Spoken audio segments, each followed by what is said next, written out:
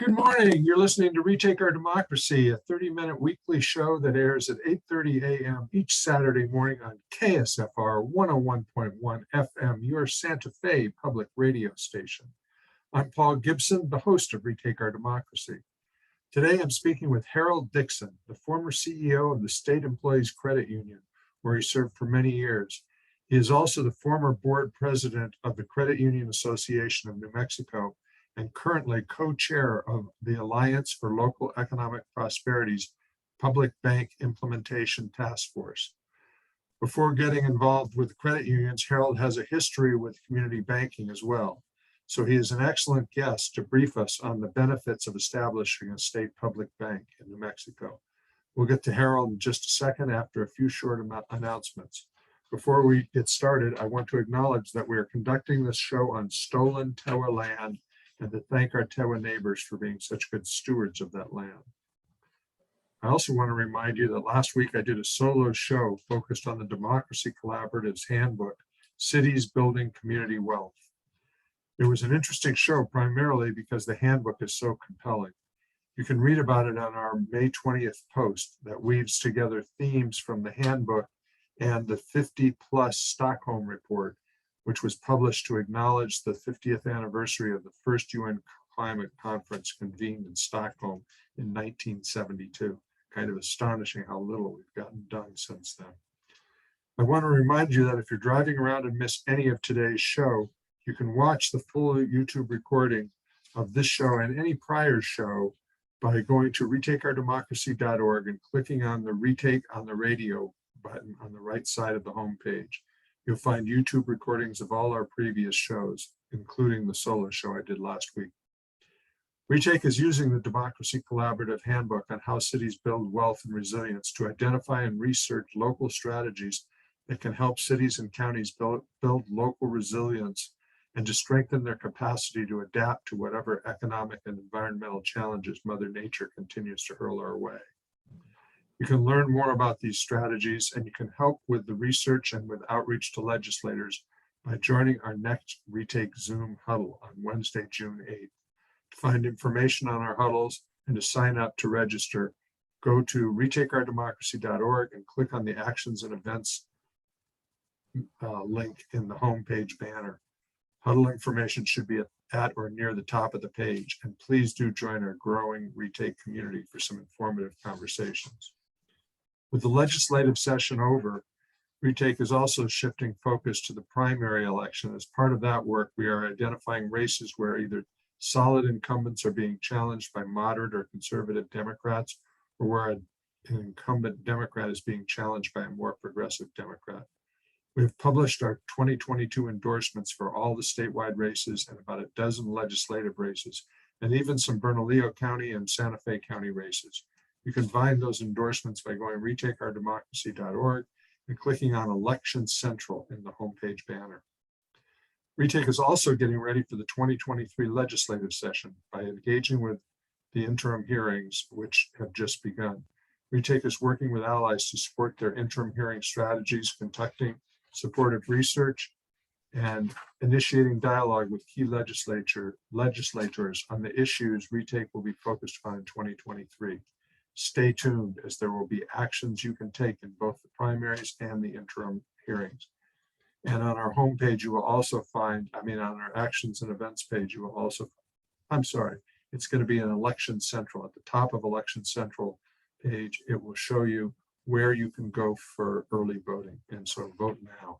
If you want to keep current on all things New Mexico politics and policy, you should sign up for our blog, now published once or twice a week. The blog offers in-depth coverage of New Mexico policy, politics, and legislation. It is designed to engage, educate, and motivate you to take action. We also publish action alerts that notify you about actions and events occurring throughout New Mexico. The alerts are especially important during the legislative session, as whenever a bill we support is being scheduled for a hearing, we send out an alert that includes a summary of the bill, speaking points, contact information for legislators who are voting on the bill, and how you can attend in person or via Zoom, and how you can offer comment. You can sign up for Retake's alerts by going to retakeourdemocracy.org and click on the red Get Action Alerts button on the right side of the homepage. Just below it, you will see the red Subscribe to the blog button. Sign up for both and you won't be disappointed. I doubt there are many New Mexicans who do not know someone who has been displaced or threatened by the fires. And if you are someone fortunate enough not be among those impacted, certainly we are all breathing the smoke-filled air and lamenting the loss of so many trees, homes, and critters. I hope all of you feel motivated to contribute food, supplies, and money to help evacuees and those who have lost their homes. Info on how you can do that can be found by going to Retake Our Democracy and clicking on the Actions and Events page in the menu bar, and then just scroll down past the information about huddles. It's not very far down at all, and you'll find a link to information on what you can do and what people need. Enough announcements. We've got an important topic to discuss with Harold Dixon. Welcome to the show, Harold. Paul, thank you. Good to be here today. I appreciate it. Thanks for making time for this conversation. Let's get started. I always like to let our guests introduce themselves. So how about if you just take a minute to tell us a bit about yourself and how you got involved in banking, credit unions, and why you are now spearheading the effort to establish a state public bank in New Mexico. Sure. Well, thank you, Paul, again. My name is Harold Dixon. I'm from Santa Fe. I have Santa Fe as home for me. I was born and raised in Santa Fe, and when I was actually started working in the bank as a summer job and enjoyed the interaction with people and kind of what was going on there. And so what was then SunWest Bank years ago, the SunWest used to be Capital Bank, became SunWest Bank, and was with those folks for 16 years. And then about that last year, there were several mergers, which eventually became Bank of America, and it wasn't quite the community bank that I started with, and so wanted to look for an opportunity to get back into more community banking, and went to State Employees Credit Union as their president and CEO, and stayed there for 24 years. Just recently retired about 6-7 months ago, and during the last couple of years, we were working with the Aflac Group to talk about public banking, so became very interested in how that concept might work. And so that's what leads me here today, is that I think there's certainly a need for public banking and understanding it. And I think getting people to understand a little bit more, I think will hopefully enlighten some folks that are maybe opposed to it. Maybe we can address some of those things today as well. So thank you. Okay, well, let's start right in. Public banking can take many forms. What is envisioned by AFLEP as the New Mexico State Public Bank?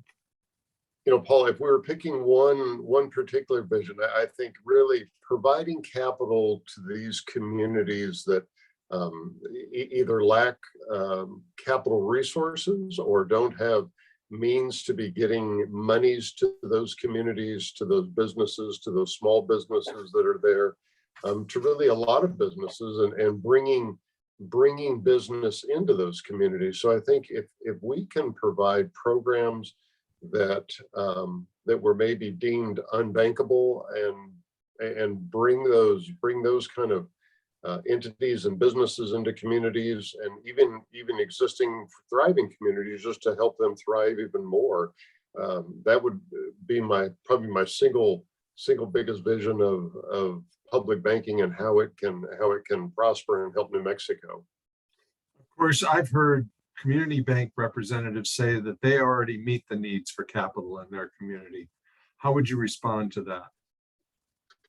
You know, and we hear the same thing. And so here's my response to that, is that two of the largest commercial lenders in New Mexico are out-of-state entities. So it just tells me that we're not meeting those needs, that there are many needs that are having to take that look out of state to get money, or having to go to other entities, to maybe more expensive entities to get money from. And so I think the demand is there. I think what has happened is that because banking is such a heavily regulated industry, and it's easier to stay in the box, if you will. And so I think sometimes banks and credit unions want to stay out of out of the fire of an examiner and say, well, let me do the things that are easy, and let's not take some chances with some loans that are.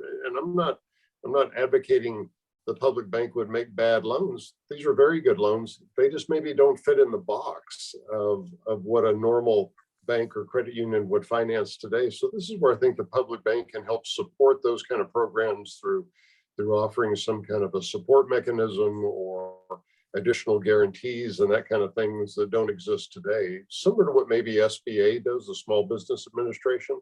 Mhm. But hopefully can streamline that and tailor it to New Mexico. Who understands New Mexico better than New Mexicans? And so I think that's really our focus. Okay, so let's circle back and talk about the one of the things that the New Mexico proposed public bank would not do, and that would be issuing ATM cards and managing private accounts of individuals or small businesses. That's correct. Is that correct? That's correct. So why would they be? Why are you not proposing to do that? So the public bank is really set up as a banker's bank or a credit union's credit union. So it's not a place where individuals would open accounts. And so there is no, and that's sometimes a misnomer with some of the other bankers and credit union folks, that they're going to be in competition with the state bank because we all carry the same last name, bank. And so I think sometimes the misnomer is that, you're going to be doing what I do. And you know what, the public bank is really set up to support banks and credit unions, not individuals. And so there is no individual checking accounts. The only monies that go in there are really state monies that fund that public bank. So there are no individual deposits. That's why there are no ATMs or debit cards or checking accounts and all the normal bank products that you would typically see. Okay. So I've also heard legislators suggest that a public bank could garner more support if it advanced itself as being the depositor for the marijuana industry in New Mexico. Why has AFLEP turned away from that opportunity? And again, I think staying true to the roots of what a public bank should do, it really is taking state monies, not individual monies. So those marijuana businesses would be individual businesses, whether they're growers or distributors or retail shops, whatever that might be. And so that's not the focus of the public bank is to take those individual deposits again. And the other side of that, there is some because it is still not legal in the federal government's eyes. And so that while it is legal from the state, it is not legal from the federal government. And so being a regulated industry, banks, while you can do it, it is extremely difficult to even do those as a bank. But there are places that are doing it, and there are people that have figured that out, and there's third parties that take deposits. So it's not something that the public bank is really structured or ever was designed to take any kind of individual deposits. Okay. So we've talked a little bit now about what a public bank wouldn't do. Let's shift gears and look at what a public bank could do. How would a public bank contribute to community development in communities throughout the state? Give me an example of how that might work. Yeah, so some of the things we're going to do, anytime that we can provide capital into a community, we're going to create jobs. And so if we can help create jobs in a community, that's really the main focus of a public bank. It's just businesses that wouldn't be there and jobs that can be created from businesses moving in, anything like that we can, and I'm going to use a probably a doctor's office is probably one of the easiest ones to kind of talk about. These med students come out of school and you're a dentist, you're an optometrist, and those are fairly high cost businesses to start with, equipment and offices and just all of the things that are needed and tools and so those are $200,000, $300,000, $400,000 setups, and they're hard. You're getting out of school. The failure rate on those is almost zero.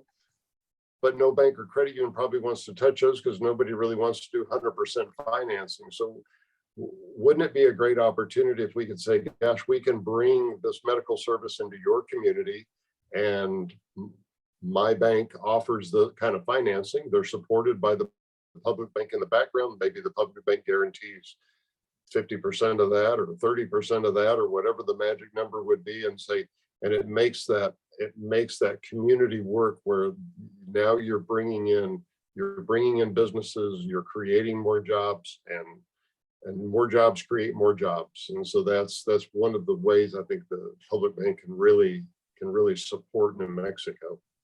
And so in the example you gave, the community bank would be reluctant to make 100% of that loan. And so the loan would not be available to that new doctor. And I'm sensitive to this because my daughter just graduated med school.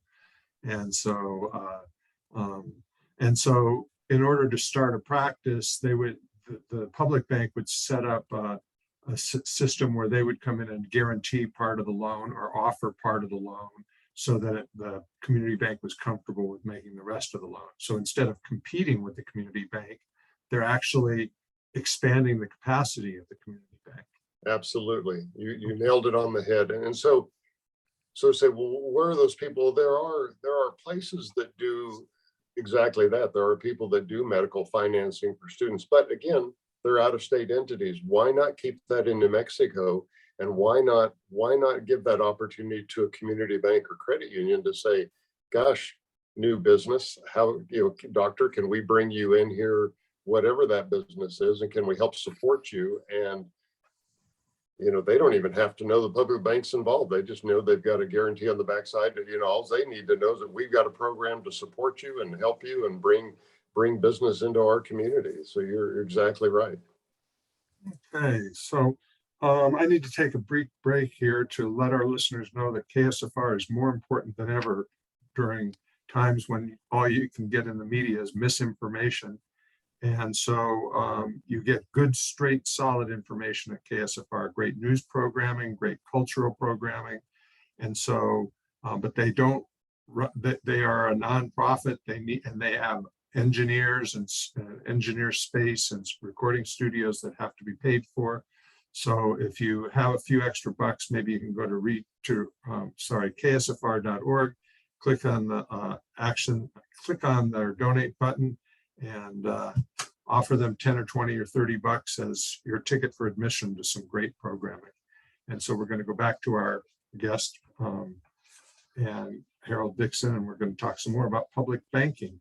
And I just want to let Harold know that I forgot to start the timer on the beginning of this, so we're shooting wild in terms of trying to predict the end of this show, and that's never a good thing. I need, let's see, the next question. I don't need to take a break again. I've read that a public bank can lend up to 10 times the amount of its deposits, and that this is a much better method of financing infrastructure investments, better than, say, using bonds. Can you outline how this works and the potential savings to the state in using this method rather than floating bonds? Right. I think that because we're loaning directly, a bank can leverage its deposits, basically, is what we're talking about here. And so I think having that ability, and having loaning money in a entity that's their business, the bond business, I think, works fine, and it can work. I just think that it's a more efficient method to loan through the banking system and have that structure of we're taking state funds, we're having and we're earning a profit on those state funds and putting that money back into the community. And so to me, that it's a win-win for everybody. Sometimes when those bonds get issued, sometimes that money gets spread out everywhere in Wall Street, and it's not necessarily staying in New Mexico. So I think having that local tie-in and keeping it local is really the key to that structure. Okay. Another concern I've heard is that the state is not capable of managing a bank, that the public bank would require a layer of state managers that would be expensive and would slow getting money out to projects. I've also heard concerns that public banks would make loans for political reasons, not necessarily to respond to local economic needs. How do you respond to those concerns, and how will the public bank be staffed? How will it be governed and its board structure? And how will this prevent political meddling in lending activities? And Paul, that's a great question. I know that's something that's come up with legislators, come up with community banks, credit unions, public in general. And so, there has been a tremendous amount of effort on behalf of the committee to really look at the structure of the bank, how it's governed. So let me just back up a little and say, the state does not run the bank, and so it is not a state agency. It is an institution that will be funded by the state. There has been some, the structure is really set up for 11 board of directors on that committee. The 3 of those consist of the state treasurer, the state economic development director, and the state New Mexico Finance Authority director. And so those 3 are on the board of directors, and then there are 8 citizens on there. 3 of those are appointed by the governor's office, and 4 of those are appointed by the governor's office. 4 of them are appointed by the legislative council. And so they're looking for folks with extensive banking knowledge or civic knowledge. And so again, I believe, and from them, those folks would then select a president of the bank and auditors and chief financial officers. And so structured much just like a private bank would be structured. It's just, but it is not a state agency run by the state. And so I just want to make sure people understand that difference, that it has some oversight, but there is enough checks and balances in that thing that I feel extremely comfortable that it is not going to be a political issue of where they're going to make loans to anybody they want. There's no oversight. And so there's a tremendous amount of oversight on that group. And I feel like well structured. Okay. Given the concerns we've discussed, I'm guessing one of the biggest challenges faced by AFLEP and other public bank supporters is misinformation. I understand AFLEP is launching a comprehensive outreach, engagement, and education campaign focused on community stakeholders and legislators. Can you describe that effort and how our listeners and retake supporters can help with that effort? Absolutely. The group has 2 staff members getting ready to add a 3rd person to really start these community conversations. And so really the group's focus is to really go to these communities and say, what are your concerns, and then look for ways in that community of how the public bank might be able to support your community. And so things that you don't even maybe realize, gosh, I didn't know we could do that. I didn't know that was even an option. So I think these community conversations will certainly be a huge factor in getting people involved. And it's a way for others that want to support us. Hey, call the AFLAC office. Let's make sure we can have a community conversation in your community, and let's talk about ways the community bank can help and answer questions. And so sometimes I think some things are out of fear and the unknown, and so it's new, so it must be bad. And so let's kind of break that ice and talk about how can we support this and how do we make it work. And so it's an effort on both sides to make this thing come together. It is, there are things that the public bank is going to learn along the way about, things are going to move and change and look different, but that's how we, anytime that we can build a new product that helps New Mexico and brings capital to the state and enhances the opportunity for people to have jobs. I don't understand why everyone's not for that, I guess. Well, you've done a great job of outlining the many benefits of a public bank. I hope our listeners are ready to contribute. I know 3 AFLEP donors have pooled their resources to match up to $25,000 in donations, a pretty strong indicator of AFLEP leadership's commitment to the public bank. And I take it you're going to need some extra staff and resources for materials and so forth and travel expenses to get around the state and conduct these conversations. And so that's what these funds, these donations would be for. So listeners, please go to the AFLEP website. And can you give us that, Harold? What is the website? It is, let me just pull that big, AF, AFLEP. AFLEP.org. Okay. That will get you on the site and all the information and contacts and everybody in there who certainly has a tie-in to the and how you can help and donate, certainly. And so Retake is also going to match donations up to $1,000. So anybody who makes a contribution, who is a Retake supporter, Retake will match that contribution, and then AFLEP leadership will match that again. And so a $100 donation would be matched twice and become a $400 donation. A $250 donation would be matched twice and would be a $1,000 donation. So you're getting your big bang for your buck. And so after you've made your donation, send us an email at retakeresponse@gmail.com to tell us how much you contributed so we can match that donation. So we're about out of time, so we can tell, again, can you tell listeners again where they can find more information about AFLEP? AFLEP.org.